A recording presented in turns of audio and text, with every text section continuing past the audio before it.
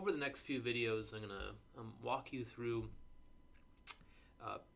how to get a mostly stable, hopefully stable version of ROS Melodic running on a virtual machine on your computer. And there's a few steps that you have to go through. I'm doing this on Windows. You could probably figure this out on a different distribution of Linux or Mac. You might have a harder time with the M1 chips, but I'm doing it on Windows. So, and I'll provide these. There's 3 links that you'll need. The first is for Ubuntu 18.04.6. This is a long-term support release of Ubuntu.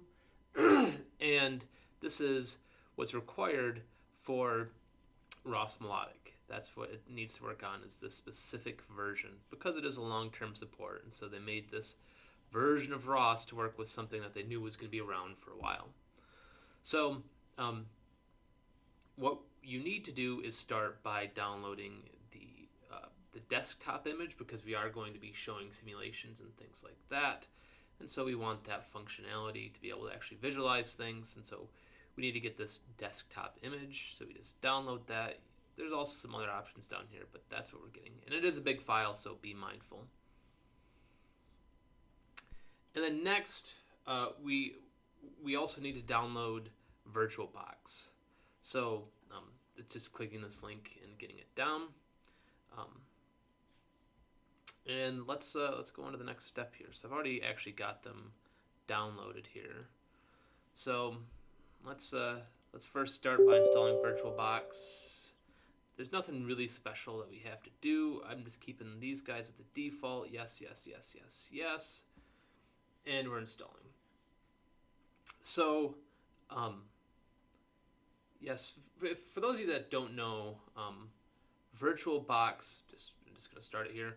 VirtualBox is something that allows us to kind of have a separate little computer or little isolated operating system within our operating system. It's virtualizing a new extra computer, essentially. And so that might be desirable, because the alternative would be to completely install this version of Ubuntu somewhere else. So I did a quick test. I'm actually going to remove this. I'm going to delete all the files just to have a really fresh start here. So I'm going to go with new. Right? I'm going to make a new system. This is an Oracle VM. And I need to find my ISO image. This is actually kind of just like a disk image. And so if I go to Other and I go into my downloads, I can see my 1804.6 right there. So I'm going to select that. And I'm just going to call this ROS VM. Right, that's all I call it.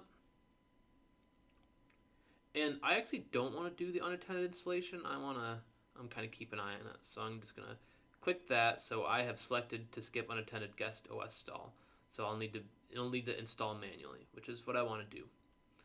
So this is all set up, ready. That's the name I recommend using. So this is a good question.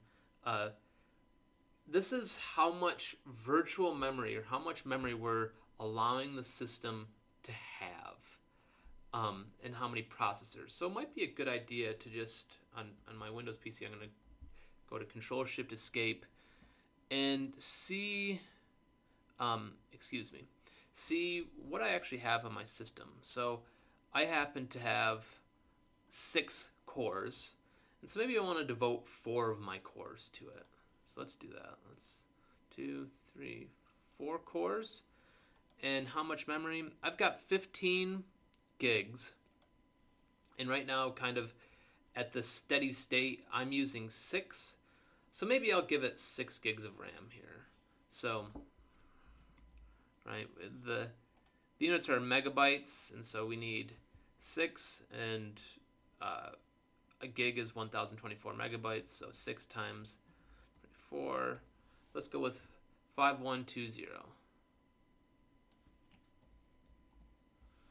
There we go. So we've got that set in there. Now, this is important. We want to make sure that we set this number liberally because otherwise our simulations are going to be starved for resources and things can really bog down. And we might have to increase this number later. Yeah, with my hard disk, I'm going to keep it 25 gigabytes. That's a fair size, so I'm just going to keep it there. And I'm going to finish. So now this is kind of defined what we want to install on there. Or honestly, what this really is like, this is a disk image, and we put this in the virtual disk drive, ready to install it. And we know what our computer, or our virtual machine, our virtual computer, what the settings are going to be for it. So I'm just going to click Finish here. And now here's the thing to notice. In the IDE secondary device, the optical drive, in brackets, right? This is our virtual optical drive, has this image in it. It's ready to rock and roll and install Ubuntu. So let's do it. Let's start this VM up. Take a second to power up, whatever. You can see our CPU, see it starting to ramp up there.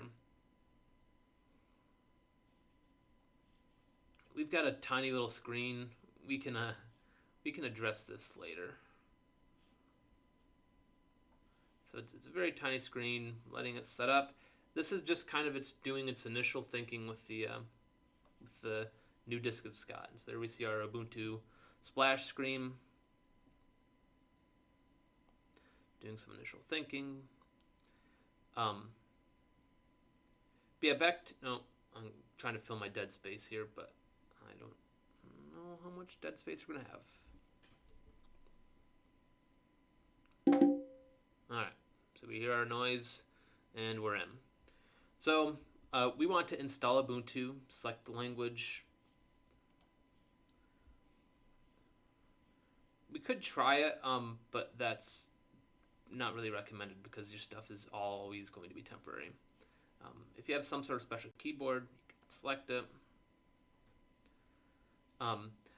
For this, I would actually go with a minimal installation. We can install all the stuff we need later, but there's a bunch of stuff that we don't really need.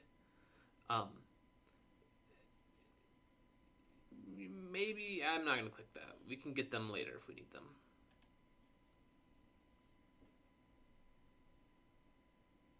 Yep, so we're just, this disk is already a clear disk. Our hard drive, our virtual hard drive that we're installing to is already clear, and so it's fine if we just erase it. And I'm going to click Install now. And it's just letting me know that things are going to get overwritten. That's fine. And where's my time zone? Oh, that's my time zone. So my name, Shane. I'm going to call my computer's name ROS.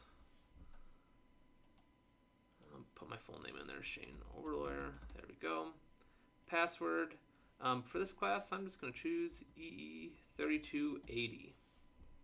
So make sure that's uppercase. EE3280.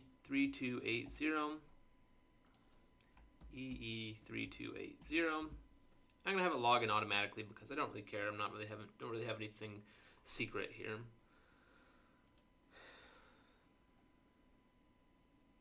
And now here we go. Now we just gotta kind of wait for the installation. So we'll pick this up in the next video.